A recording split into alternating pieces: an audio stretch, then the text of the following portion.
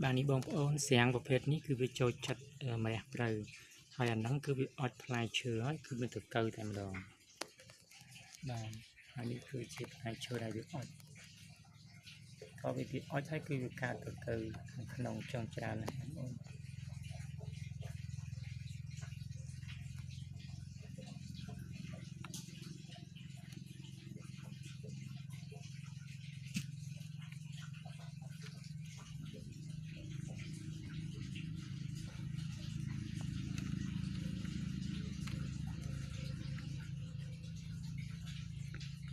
នឹងគេហៅថាសៀង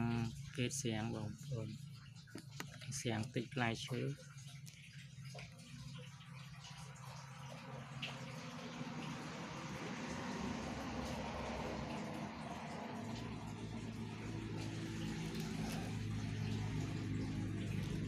ចាប់បានបងប្អូននៅដើមរះព្រៅស្បោ